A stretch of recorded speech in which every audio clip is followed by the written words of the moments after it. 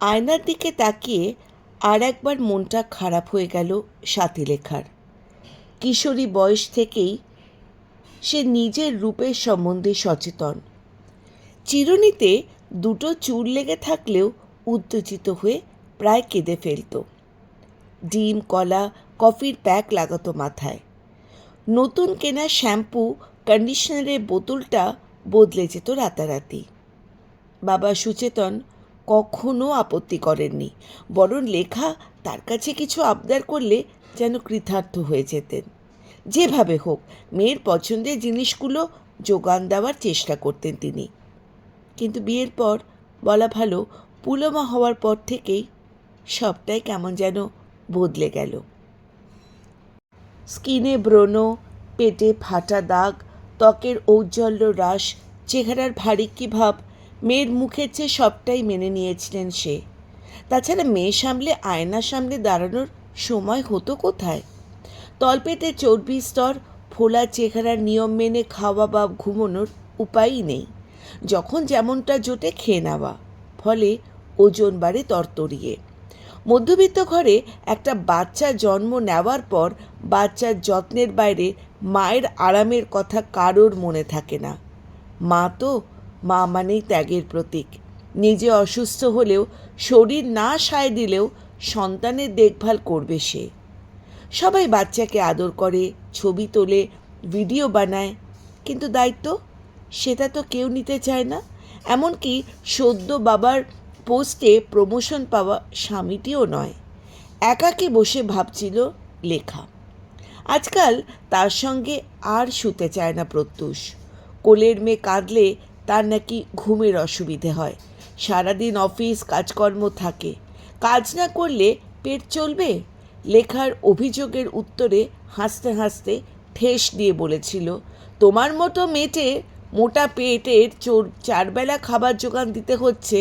আমি তো অফিস বেরিয়ে যাই, কত ঠোসো দুপুরের বিকেলে কে জানে। নইলে কারোর এত বড় পেট হয়? চেহারা তো নয় যেন দুমণি বস্তা। শুনতে শুনতে চোখে জল এসে গিয়েছিল লেখার। গল্প সঙ্গে চায়ের আড্ডায় আমি ইন্দ্রাণী। আজকের গল্প প্রতিশোধ। আপনারা যারা আমার এই চ্যানেলটিকে শুনছেন, যদি কাহিনীটি আপনাদের ভালো লেগে থাকে তাহলে চ্যানেলটিকে সাবস্ক্রাইব করবেন এবং নিশ্চয়ই আপনাদের অমূল্য মতামত জানিয়ে একটি লাইক দেবেন। শুরু করছি আজকের গল্প প্রতিশোধের পরবর্তী অংশ। একসময় সেও যথেষ্ট সুন্দরী ছিল। সংসারের চাপে নিজের সব কিছুই একে একে বিসর্জন দিতে হয়েছে।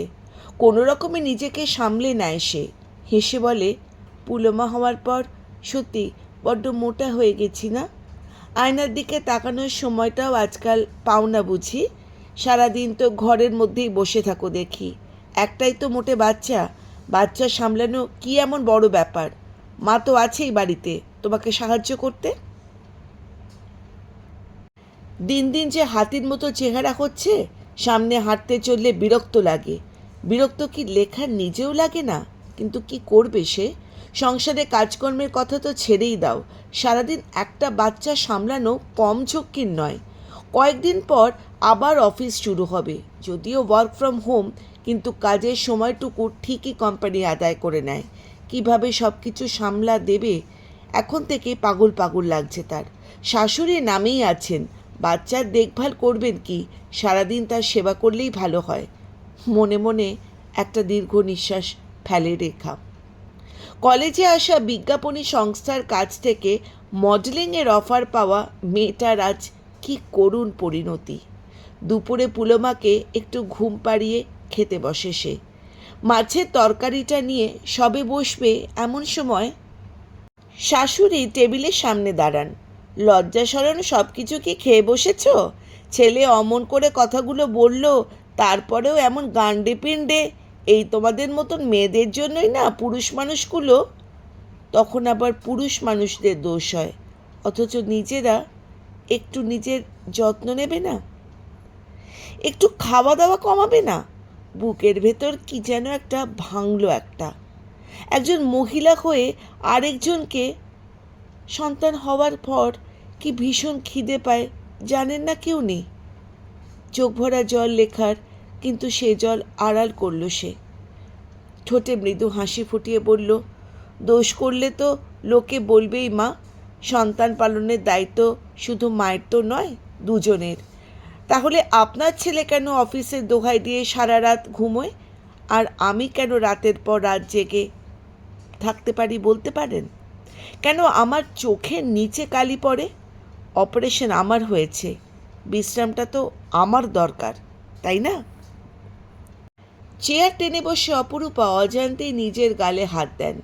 ও মা, এ আবার কি আশ্চর্য কথা! সন্তান জন্ম দিয়েছ তুমি, আর দেখভাল করবে অন্য লোক? মায়েরই তো দায়িত্ব সন্তানের ভালো মন্দ সব দেখভাল করার।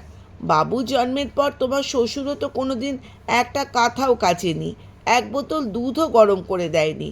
উল্টে ট্রেনিং নিতে এক সপ্তাহের জন্য বীরভূম চলে গেছিল। একা হাতে সব সামলেছি আমি।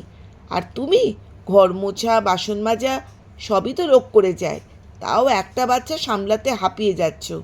আমি তো গোটা সংসার সামাল দিয়ে যদি পেরে থাকি, তাহলে তুমি কেন নও?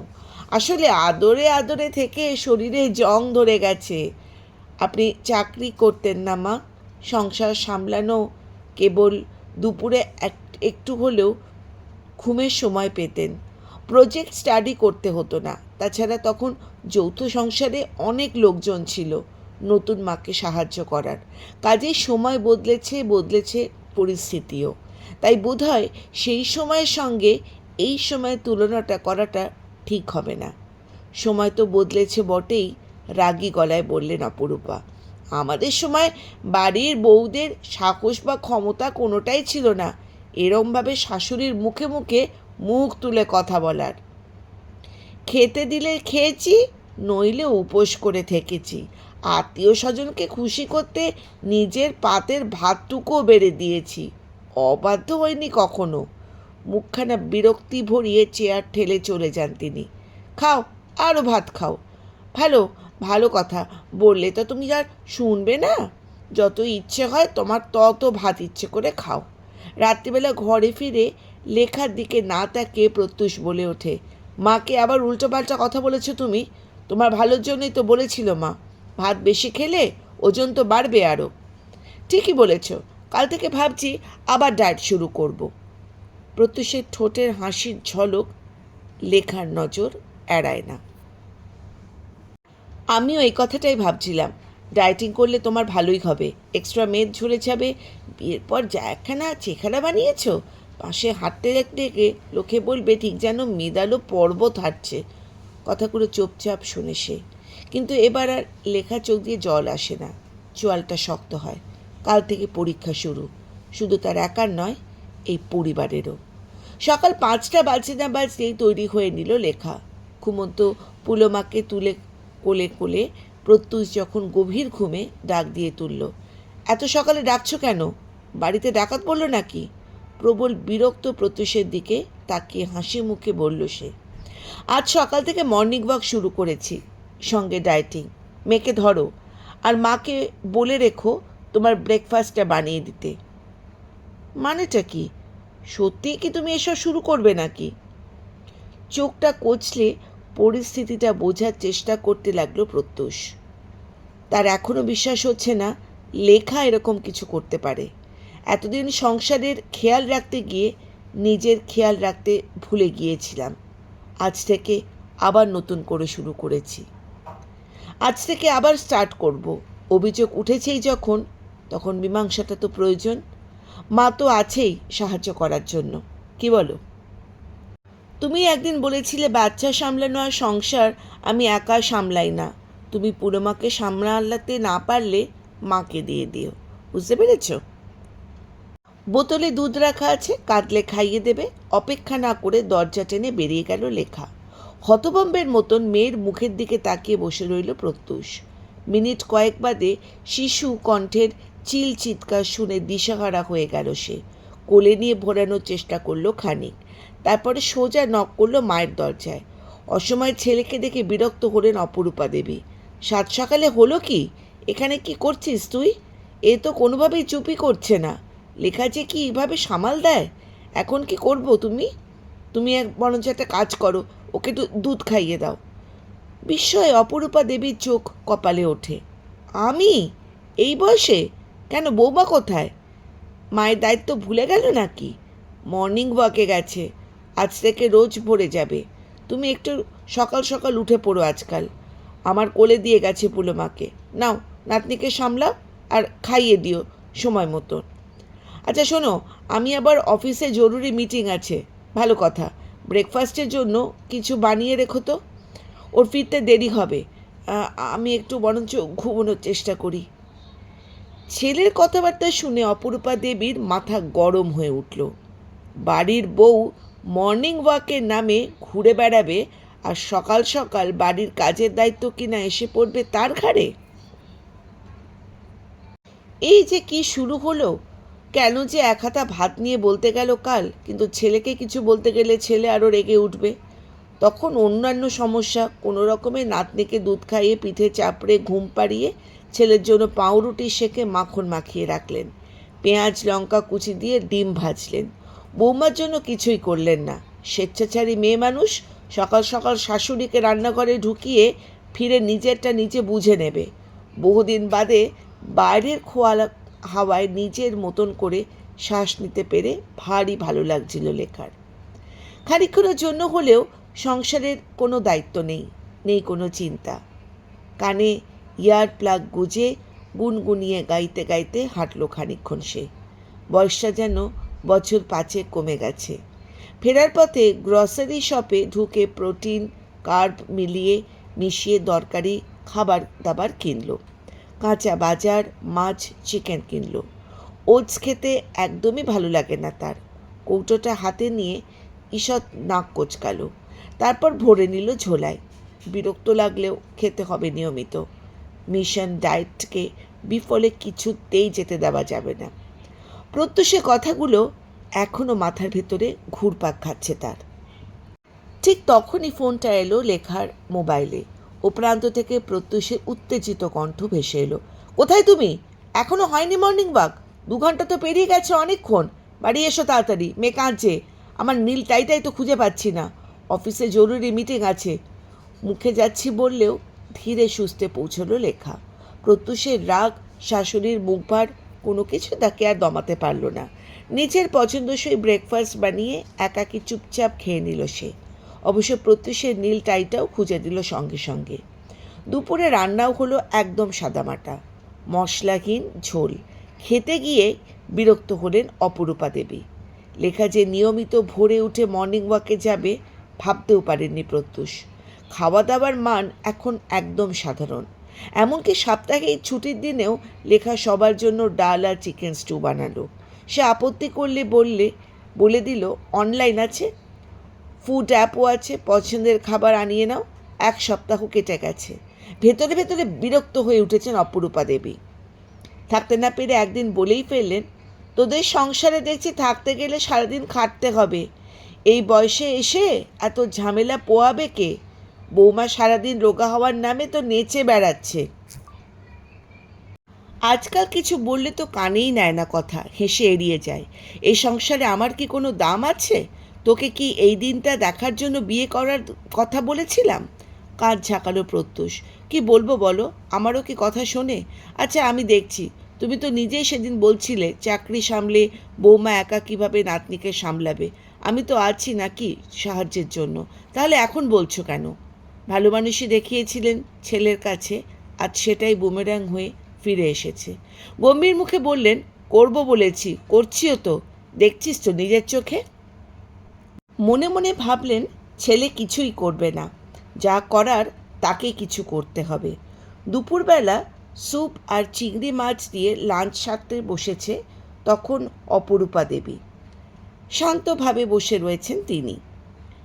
এবার লেখাকে দেখে বলতে শুরু করলেন, বৌমা কিছু মনে করো না। আমার মনে হয় তুমি যতই ডায়েট করো, যতই তুমি মর্নিং ওয়াক করো, দৌড়ো, পুরনো চেহারা তুমি আর ফেরত পাবে না। তার চেয়ে ওইসব ছেড়ে সংসারে মন দাও। আর তার সাথে তোমার মেয়েটার দিকেও একটু যত্ন নাও। যত্নের সাথে মেয়েটার সাথে অনেক বেশি সাহচর্য পাবে। এভাবে মাস 6 কেটে গেছে। মৌলিক সম্মতিতে এখন লক্ষণ আর নীতি মুখে মুখে কোনো কথা না বললেও তিনি বদলের দিকে মন দিয়েছে। তার আর কোনো খেতে দিকে তাকায় না। আগের মতো চেহারা না ফিরলেও একটা বেশ টান টান ভাব এসেছে, সেটা আজকাল বেশ স্পষ্ট করে বোঝা যায়। সামনেই তার মেয়ের জন্মদিন, পূর্তির জন্মদিন। ওয়ার্কআউট এবং তার সাথে সাথে ডায়েটের পরিমাণ স্বল্প স্বল্প করে বাড়িয়ে দিচ্ছে লেখা। প্রমাণের দিন সামনে এসে যাচ্ছে যতই, লেখার সেই জেদ দেখে থমকে গেছে প্রত্যুষও। তার চেহারা নিয়ে খোঁটা দেওয়ার অস্ত্র যেন সে নিজেই বুমেরাং হয়ে তার কাছে ফিরে এসেছে। লেখার চিপচিপে চেহারার পাশে নিজের স্থূল প্রত্যুল চেহারা, তার মধ্যে একটা হীনমন্যতার কাজ করছে। আয়নাতে নিজেকে ঘুরিয়ে ফিরে দেখতে আর তৃপ্তি পায় না। খালি মনে হয় লেখা যদি তাকে ছেড়ে চলে যায়। অফিসে কাজকর্ম ভুল করে বসে, মাঝে মধ্যে স্বামীর অধিকার নিয়ে লেখাকে আটকাতে যায় সে, কিন্তু রক্তের স্বাদ পাওয়া বাঘিনীকে কেই বা কবে আটকাতে পেরেছে? ধূসর আর মেরুন মেশানো ইক্কত, হালকা সোনার গয়না আর মিনিমাম মেকআপ, ছোট্ট একটা টিপ, টান টান চেহারায় অপূর্ব লাগছিল লেখাকে।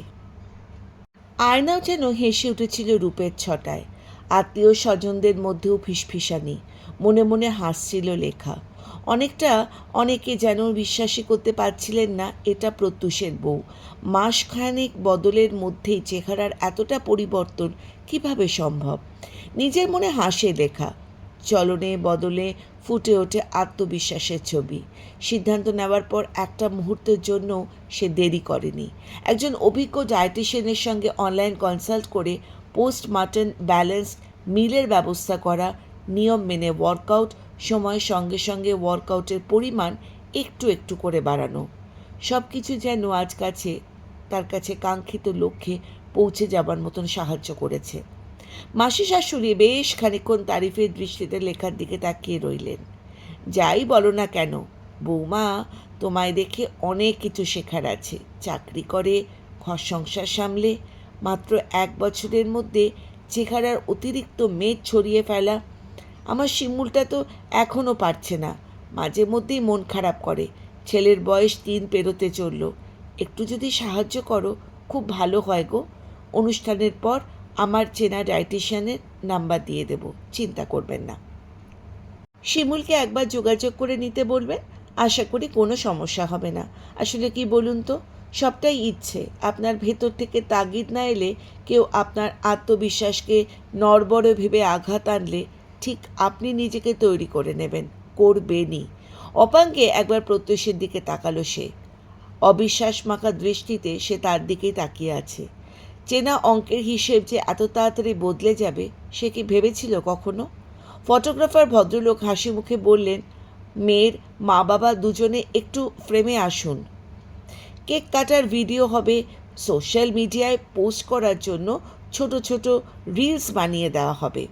আপনারা একটু ক্লোজে আসুন প্লিজ।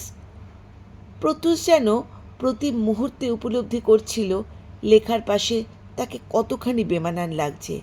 কেক কাটার ছবি তোলা হলো, বাধ্য হয়ে হাসি মুখে পোস্টটা দিতেই হলো, কিন্তু ভেতরে ভেতরে রাগে ক্ষোভে ফুঁসতে লাগলো প্রত্যুষ। অনুষ্ঠান শেষে বন্ধুদের জমাটি আড্ডায় একটা বন্ধু তো মৃদু আওয়াজই দিল, কিরে বৌদি তো দেখছি বাচ্চা কোলেও দিব্যি ফিটফাট, কিন্তু তোর চেহারার একই হাল। সেই স্মার্ট ড্যাশিং প্রত্যুষ গেল কোথায়? দেখে মনে হচ্ছে তুই বোধহয়। হাসিটা মাথায় আগুন জ্বালিয়ে দিয়েছিল। প্রত্যুষের মাথায় গুনগুনিয়ে আগুন জ্বলছে। মনে মনে মায়ের মুণ্ডুপাত করতেই কেবল বাকি রাখলো প্রত্যুষ। যেদিন থেকে সকালে রান্নাবান্নার দায়িত্ব নিয়েছে মা, সেদিন থেকে খালি জলখাবারে লুচি, পরোটা, আলুর তরকারি, দম ভাজা হয়ে চলেছে। একা আলুতেই রক্ষে নেই, সঙ্গে আবার তরকারি, রকমারি মিষ্টি। বিকেলে পাড়া বেরিয়ে নিয়ে আসেন অপরূপা, কাজে সকলে কার্যসিদ্ধির জন্য। চেনা জলখাবার ছেলেকে খাইয়ে তৃপ্তি পান তিনি। কোনো দিন পাউরুটি দিতেও বললেও তাতেও থেকেও মোটা করে মাখনের প্রলেপ। ওটস, মুসলি ওসব খেয়ে পেট ভরে নাকি? স্পষ্ট বললেন তিনি। খিদের মুখে সুখাদ্য দেখলে কার মাথা ঠিক থাকে? প্রত্যুষও তাই গবরুবিয়ে খেয়ে নেয়। আর তারই ছবি ফুটে উঠেছে আজকের ফুলে ওঠা মধ্যপ্রদেশ। উপহারের স্তূপ পেরিয়ে রাত্রিবেলা সরাসরি মাকে বলল সে, সিম্পল রুটি, সবজির তরকারি বানাতে পারবে তুমি? পারবে না তো? আর তেল ঘি খাইয়ে খাইয়ে চেহারার কতটা 12টা বাজিয়েছ আমার, বুঝতে পারছো? আমি তো বলিনি তোকে রোজ আমার হাতে খাবার খেতে? যেন রান্নাঘরের দায়িত্ব থেকে রেখার পেতে মুখিয়েছিলেন অপরূপা দেবী। আমি যেমনটা জানি তেমনটাই তো রাঁধবো। যতক্ষণ অসুবিধা হচ্ছে তোর বউকে বল না সকালে ব্রেকফাস্টটা বানাতে। ওসব পোচ, ওটস, সবজি, পোহা, স্যান্ডউইচ বানিয়ে দেবে। এত বয়স হলো এখনও বুঝি সব দায়িত্ব আমার।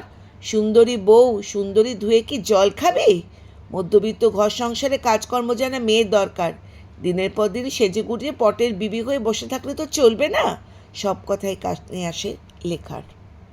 মেয়েকে ঘুম পাড়িয়ে অফিসের জন্য কন্টেন্ট তৈরি করতে করতে আপন মনে খানে ঘেঁষে নেয় সে। এতদিনে এরা বাড়ির বইয়ের মূল্য বুঝতে পেরেছে। দরজার দিকে চোখ গেল তার। দেখল ঘরে ঢুকছে প্রত্যুষ। মুখের চির চেনা হাসি উধাও। ঘাড় নিচু করে ল্যাপটপে কাজ করতে লাগলো লেখা। নিজের মনের ভাব প্রত্যুষকে এক্ষুনি দেখাতে মন চাইল না তার। আমার ভুল হয়েছিল, সেদিন তোমার সঙ্গে ওভাবে কথা বলাটা ঠিক হয়নি। আমি সত্যি বুঝতে পারিনি অফিস, ঘরের কাজ, সঙ্গে বাচ্চা সামলানো কতটা কঠিন হতে পারে। ভেবেছিলাম ঘরে থাকো তুমি, ওয়ার্ক ফ্রম হোমের সুবিধা পাও, কী বা কাজ তোমার। প্লিজ আমার ওপর আর রাগ করে থেকো না লেখা। ভারী শরীর নিয়ে আজকাল বড্ড অস্বস্তি হয়। প্লিজ তুমি নিজের সঙ্গে আমার সুস্থতারও দায়িত্ব নাও। দেখছই তো এই কদিনে কি পরিমাণ চেহারা বেড়ে গেছে। নিতে পারি। ল্যাপটপটা রেখে মুখ তোলে লেখা। যদি পুরোমার দায়িত্ব আমার সঙ্গে ভাগাভাগি করে নাও। এখন থেকে রাতের খানিকটা সময় আমি জাগবো, খানিকটা তুমি। অফিস থেকে ফিরে অন্তত ঘন্টাখানেক সময় বাচ্চার দেখভাল করতে হবে। সেই সময় আমি দুজনের জন্য হেলদি মিল বানিয়ে নেব। প্রয়োজনে লিস্ট বানিয়ে অফিস ফেরত বাজারও করে আনতে হবে। বেজার মুখে চিন্তার ভান করে প্রত্যুষ। পরক্ষণে রাজি হয়ে যায়। এই কদিনে ভালোই বুঝেছে সে রাজি না হয়ে কোনো উপায় নেই। দিব্যি নিজেকে সামাল দিতে জানে লেখা। কিন্তু সে সকাল থেকে রাত অবধি স্ত্রীর যত্ন ছাড়াই একান্তই অসহায়।